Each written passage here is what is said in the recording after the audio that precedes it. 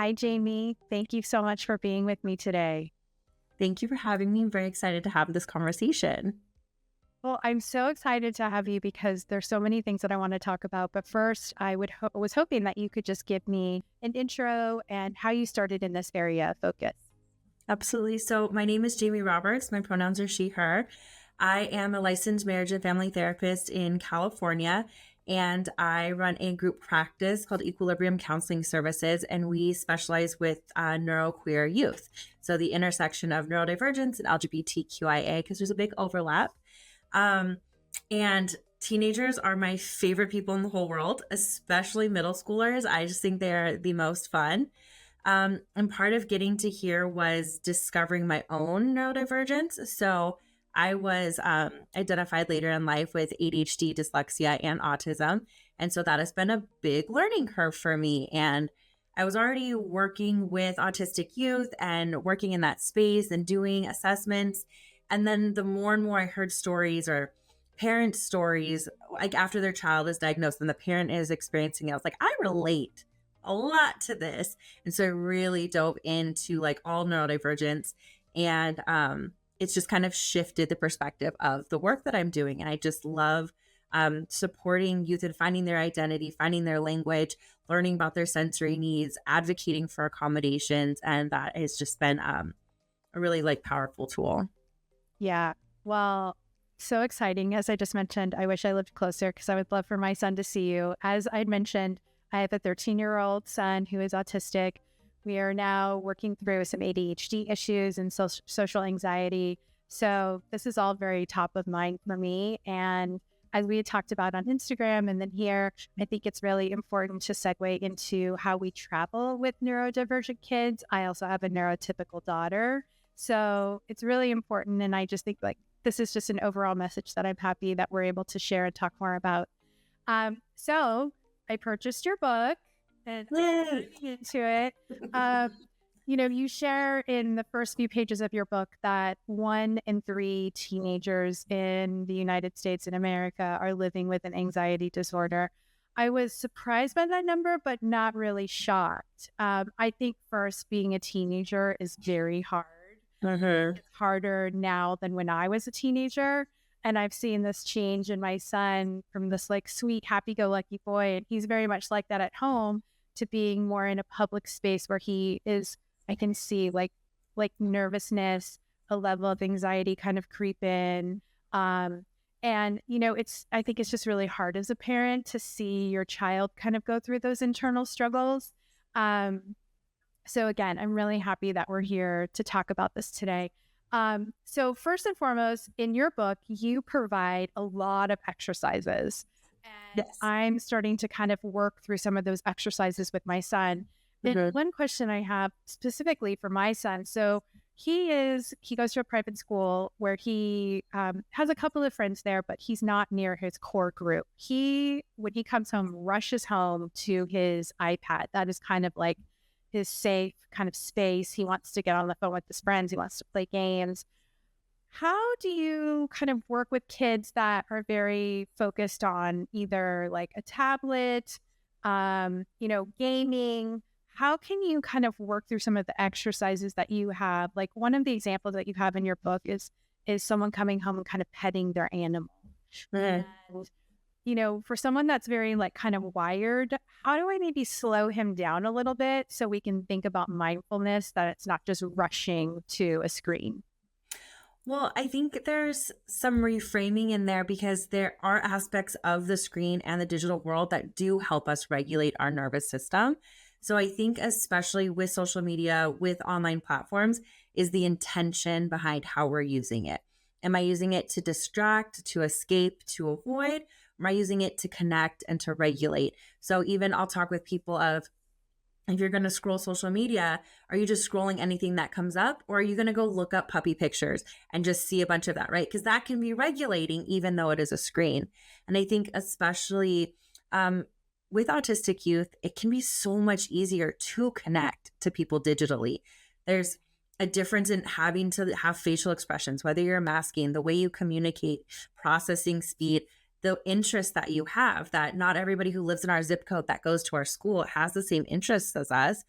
or communicates in the same way. So I think we have to balance out what screen time is doing positively and negatively, because there is too much, and figuring out how it is being used. So it might be racing home because he was masking all day and it was hard. And as soon as he gets on there and he can connect with his friends, he's regulated. So it might be checking in with what his experience is. Is it racing so he can regulate and connect and be seen? Is it racing to avoid and distract? Because that might be a difference in how we perceive what is going on from the outside. And it's so interesting because I feel like as a parent, I'm still learning this as well. Like, what is masking, the regulation, everything. And I do see it more that he is using it to regulate. Like, it is something that he goes to because it kind of is like a little bit of like a security blanket. It is a comfort zone. Even when we are traveling, I do allow him to like have his phone. We don't take an iPad until we're like on an airplane or at a hotel, but like I let him have his phone because I think there are some moments, especially when we're traveling to a place like Disneyland, that he needs to kind of have a moment. Whether we're eating some food and he's taking a break and he just wants to kind of focus on that. And I also purchased some earplugs for him that I think are going to be helpful. So I'm happy that you said that. And I am happy that you actually brought attention to me, because sometimes I do look at it as a negative of like, oh, he's just so on the screen. But I know that but that's the message that parents are told. Screen time is bad. Get off screens, get them outside. And like, there are limits to that. There is a way in which screens aren't good for us. And that is also the world that we live in now. He's never known a world without an iPad. And I think that's also the big learning curve, is like a lot of adults, we did grow up without that. This is new. We're still trying to keep up. And yet that is the world he has always existed in. And so how are we integrating that, that is a norm? There is a limit in which it is negative, and there is a space that it is neutral or positive. Yeah. And it's so interesting because I don't think it really matters whether you're on the spectrum, neurodivergent or neurotypical. You see so many adults and other kids that they're just so connected. So it is the way of the world right now. I think for me as a parent, it's finding that balance. But for him, I do see that that's where he wants to be at home. He was masking all day and he just wants to connect with his friends. So, I want to transition a little bit, like we talked about traveling. So how do you work with parents or teens in prepping them for a trip? Maybe it's something they've never taken. It's going to Disneyland. They know they're kind of triggered there. There's a lot of overstimulation, or maybe getting on a plane for a first time. How do you work with kids in the beginning to prep for something like that? Well, I think that's definitely going to vary based on age. And so I can only speak to probably 10 and up is my area of focus. So this could totally be different if you have younger kids. So keeping that in mind. But I think a big part of it is, what does the person need? Does the person need to know every single detail? Do they need to know just a general outline? Do they need to run through and do some practice runs? Because some people get that early preparation increases anxiety, and some people find that it reduces anxiety. And so finding that happy balance, and it can be, okay, we know we're taking this trip. What are things that you're worried about? Or are there things we can troubleshoot before then? Can we give you the itinerary? How much do you want to know? How far in advance do you want to know? So that's one thing I check in with assessments. Do you like to know the day before, the week before, as soon as the plans are made? Because that can kind of vary on how someone prepares for it, especially for those transitions. And can be also knowing ahead of time, okay, what are my sensory needs? What are the breaks that are already going to be built in? What do I have control of and what do I not have control of? And that can help with those transitional pieces. Scripting out some of the things that might come up. I know in part of our conversation, you mentioned when we get questioned at TSA, name, age, this, that, and practicing that, right? Because then it becomes a script, it becomes automatic. Why are they and the behind the scenes, why are they asking? What is the purpose? What is the need? What might be other questions? Because a lot of times we see with autism, I need buy-in. I need to know the reason. You can't just put a demand on me and say, well, that's just the rule. That's what it is. Explain why, what it's for, where it's going. And because then there's some logic to it. And then I can buy into it. It makes it a little bit easier. Yeah. No, it's really, my son especially, like we talk about the TSA, we talk about what we're, what we're going to be kind of facing at an airport, but it is still hard for him. But he knows like this is the drill. I'm only here for a couple of minutes and then I'm going to move on. So um, transitioning a little bit to talking Disney specific or amusement parks or locations that there is like a lot of people, a lot of crowds, and you're really kind of like in an overstimulating type environment. How do you help parents of teens that maybe have some anxiety around these locations? Are there any specific like exercises or tools maybe from your book that you share to kind of help parents work through some of those things with their teens? It's a great question. I'm like going through the catalog of activities in my book. There's like 45 of them. And so I'm like, which one did I put where? I think that's also like so specific, right? Every child is different, even within a family, what each person will need. The big piece I think will come back to is motivation and desire. Like how much does the teen want to be there? What aspects do they prefer? What aspects do they not prefer? And how do we balance that out? Are we taking turns between picking rides? Is that going to be easy? Is that going to be hard? Is it a first half of the day versus second half of the day? Kind of helping plan out what the schedule will look like, having lots of built-in breaks or knowing where quieter spaces are or less crowded times in the park. I know like the Disney apps really show like a good balance of when different rides have longer waits, shorter waits, higher popularity if you go to stuff while the parade is going. So it might be like really planning out the day well to know where those good spaces are.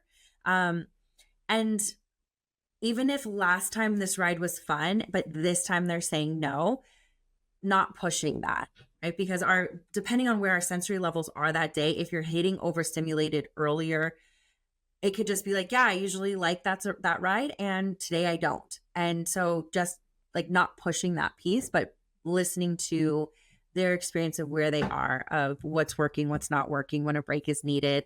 If they've stopped speaking for a period of time, sometimes we need to like close in on ourselves and like be on the phone to be able to get through the line process, versus being engaging in that. It's so specific to each person. And I think that's one of the things I love about neurodiversity is we're not, here's another treatment modality for this thing, or this is how you have to respond to anxiety. But it's okay, everybody has a different brain. Every brain needs different supports. What is it about your brain and how does your brain interact with this space or this situation? And I'm not going to assume that, oh, teenagers, here's anxiety for everyone. But okay, how does your anxiety show up? When does it show up? What things help with it? Are we prepared in advance? How are we going to know if it's starting to build up before you hit the limit? And kind of building in that language before even getting there. And nonverbal cues. What are things that they can do to let you know, like, hey, I'm reaching that limit without having to speak or without having to explain everything? Yeah. And I think for parents, the message is definitely know your child, and pick up on any sort of cues that you're seeing. So as you mentioned, maybe they're quiet for a while. Maybe they're kind of zoning out a little bit. And for me, especially, it's so important for me not to force things with my son because although I am neurotypical, I was partially brought up in a household where I was very forced to do things. And I still feel like in my 40s, this is something that I still remember. And I don't want him to have that like negative, effects of those things. So I think it's also important for parents, like follow your kids' cues. Like they are going to tell you either verbally or non-verbally, follow their cues because that can make or break the day, I think. Absolutely. Absolutely. And I think also teenagers start to get to this place where they start individuating and they want to do it their way or they want to do it different or they don't want to do it because it's cheesy now or something. But like kind of following the flow with that too and trusting that like they know who they are. Like assume competence. Assume they know what they need and know what is working, even if that didn't work last time or they feel they can push through. Like listening to somebody's lived experience of saying like, no, I really want to. I know I'm tired. I know I'm hungry, but I really want to. Being able to work through that to believe that not just like this is my child, I know what they need, but this is my child, teen, verging young adult advocating for their needs and showing us what would be best to support them in this situation. And that's a really hard growing pain for the teen and the teen parent. It is really hard. I mean, I still look at my son being 13 and I still see this like little boy in him, but I want him to vocalize what he wants and what he needs. Mhm. I'm not going to be there for the rest of his life. Mhm. I want him to be able to speak up but I also know that that's hard for him. So I think it strikes that fine balance of like, I'm not trying to push him, but I also want him to be able to tell me what he needs and advocate for himself. And that's a big thing, whether we're at school, whether we're on vacation, whether we're with a grandparent or a family member, whatever. And speaking of advocacy, how can you support those teens that maybe struggle in that area? Like, how can we keep building those skills up for advocacy, whether you're working with, a patient or as a parent, their child? Like, again, as I mentioned, I've always wanted my son to speak up, and sometimes he struggles. Like, how can I continue and how can parents continue to work on that? Mhm. I think it's finding the avenues that it's easiest for them to speak up. And that might be in text, that might be an email, that might be a note that's passed to the teacher. And it can be something that you build up to, that you're like creating more of the scaffolding at first, and then you loosen that up over time or as the year progresses. But okay, my ADHD brain just popped in and I just got distracted with 3 other thoughts. Let me get back to that. Also, like creating some of the scripts can be helpful. A lot of us have a hard time figuring out, what do I put in this email? How do I ask for it? How's that going to be received? So especially as you're teaching how to advocate, helping format that email, helping here, this is what you can say to the teacher. Here's what you might say. And another time, here's how you ask for it. And a thing that I noticed with a lot of us who grew up like having to mask or having to hide a lot of our traits is there's a need at like a people pleasing aspect of, I don't want anyone to be mad. I don't want to be an inconvenience. I don't want to make anyone feel like I'm asking too much. And holding a space that you can ask for your needs and someone can have a reaction to it. That doesn't mean asking for your needs was inappropriate.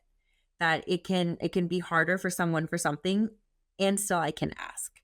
So holding that space that if you get a reaction, it doesn't mean that your ask was wrong. It is just the other person having their own reaction. So they kind of prepping for some of those or kind of brainstorming together. What's your worry? Like leading everything with curiosity. Okay, if you're afraid to advocate for yourself or speak up in class or ask for this, what's the worry? What's the thought? Where's the hurdle that pops up? Is it a hard time I'm finding my words? Does my brain go blank? Is somebody else talking? How do we troubleshoot each of those things to feel fully prepared if the situation changes and I get distracted or something else comes up? Because sometimes we can jump to conclusions like, oh, we're not speaking up in class because of whatever reason. But there might be 8 other reasons along the way, or each class is different, or the time of day it happens, or where we're at in the semester. Teacher, the kids in the classroom. Exactly. So sometimes, especially I've heard with like ADHD, sometimes seeing the end result, if I can't see the end result, I don't know how to do the steps backward to get there. And so it might be planning that out. Okay, if we want to get this answer from the teacher, what might we need to ask? How can we ask that? What are other ways we can ask it? What might be things that get in the way of me feeling comfortable asking? What do I need to prepare before I can do that? Okay, now I see the whole path and I can go forward. Yeah. And I think when you're traveling also, like we usually try to stay very close by the Disneyland park because I think of like how many steps we're putting in that day. I know he's going to be tired at the end of the day and like walking and, all of those things. But advocating and I think planning in the morning, which we all always have kind of a loose plan, but like letting him know and feel supported in the morning. Hey, this is what we're going to do. But if you need a break, please continue to ask me for it. And, he's my son and he's comfortable, but, maybe there are kids that are traveling with grandparents or cousins or aunts or uncles. So I think it's always important to make sure that you're kind of checking in with that individual and leaving space for if you need something, or maybe have like kind of a safe word, and maybe they're not comfortable with asking, or, I think it's just always being able to communicate and almost over communicate and letting them know that you're there to support them. Mm-hmm. Yeah. Sometimes I like with some of these conversations, I like to prep in advance. What are some of the options if I need a break? So being able to say, do I need a sensory break, a feet break, a food break? What type of break?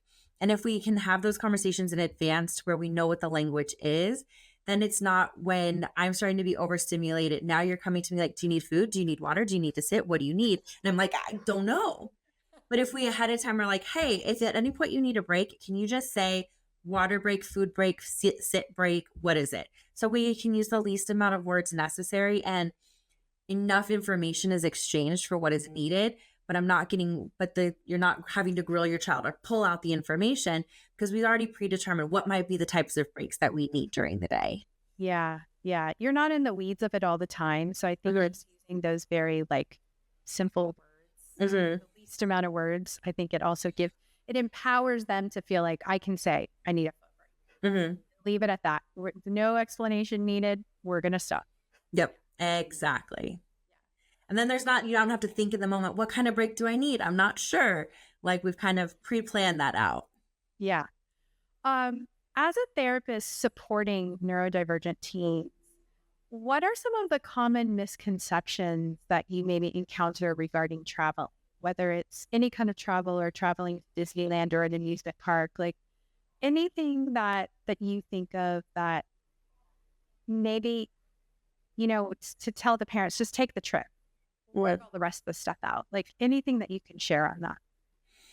It's a great question. I think a big reminder is that things go in waves. So there might be a period of time that it's harder for your child to travel or a period of time that they're totally in it, that we know that support needs fluctuate. And so not being afraid that something is going to get stuck or stay a certain way, but that there might be other things going on in life that are causing additional stress that are making this transition or this travel more difficult. And just keeping that in mind. And I think the other piece would be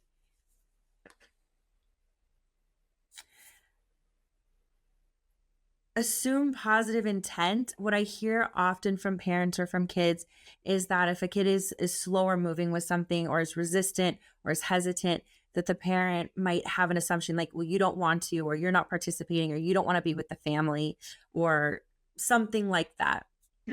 And there's always something else going on. And that's where like the curiosity comes back in, of also checking in on as the adult, what our reaction is to when a kid says no, or I don't want to, or that doesn't sound like fun. Okay, tell me more. Where's that coming from? What would you rather do? You can have a curious conversation without switching over to what they need entirely, but checking like, what do they need? What is coming up? What is the resistance? Because we might get resistance right at the beginning because this is a transition. It's going to change my routine. It's going to change what I had expected, because we're starting to develop young adults and we're starting to take on autonomy to be able to choose. And maybe they had plans or maybe they had hopes for what their spring break would be. And now they're told there's a plan. And that was not the plan that I had wanted for my spring break, even if I like going to Disney, but maybe I wanted to sit by a pool all day. And now I have to switch. I have to do a brain transition that what I was expected is going to change. And so giving space that like not always is the first reaction going to be the final reaction.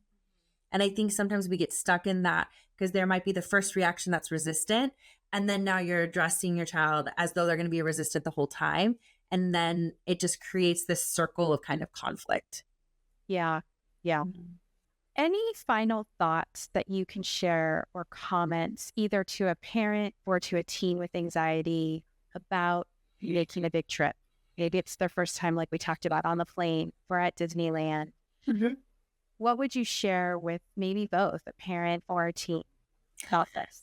I would say having anxiety about the first time doing anything totally makes sense. To be nervous, to be anxious when there's an unknown coming up, it's totally normal to be a little apprehensive. And to hold space for that, like, that's totally fine. And sometimes we can troubleshoot it and plan it out, and some things we don't have answers for. And just because anxiety is there doesn't mean it's going to be a bad experience. We can acknowledge it, we can talk to it, we can hold it, it can be present. I think a lot of times we need to acknowledge it and voice it, because if we keep it in and we internalize it and we're holding it by ourselves is when it really festers and like grows and gets bigger until it feels like we can't hold it or contain it. So, especially around firsts or new, or it's been a long time since we've gone, it makes sense that there would be just a like nervousness. Not all nervousness is anxiety, but a lot of times if we have anxiety and then we're feeling nervous, it feels exactly the same. Yeah. Yeah. Yeah. Okay, great. Well, I want to talk about your book again. Yes. Because everyone, this is an amazing book that I have been diving into and working on some of these exercises with my son. I just want to say that I think from a parent's perspective, this is a powerful tool to give your child, I think also for a sense of empowerment that they want to help themselves and kind of build these muscles. So, Jamie, thank you so much. I've so enjoyed this. And Hey. in addition to this book, where else can people find you or work with you? Yes. So, yes, the book is Mindfulness for Teen Anxiety. It's a practical guide to manage stress, ease worry, and find calm. It's an introduction to what anxiety is, what mindfulness is, and then there's 45 activities. And because so many of my clients are ADHD and autistic, it's very hands-on, very sensory, very practical. You can use it right now, right away. It doesn't take a lot of like pre-building to get to the place of using it, which is one of the things that I really love about it. So if you're in California, you can find my practice at equilibriumcounselingservices.com. I'm on all social media as neurodivergent therapist, so you can find more information about just like what special interests I'm into right now and talking about, and different resources there. And if you are a clinician, I also just founded Expand Clinical Training Corp, which is a training for neurodivergent affirming practices. So yeah, that's another place where there's information. Well, great. Jamie, I'm so appreciated this conversation and your time. I think it's so important. Jamie, thank you so much. And I'm excited to hear what's more to come for you. And again, diving into your book.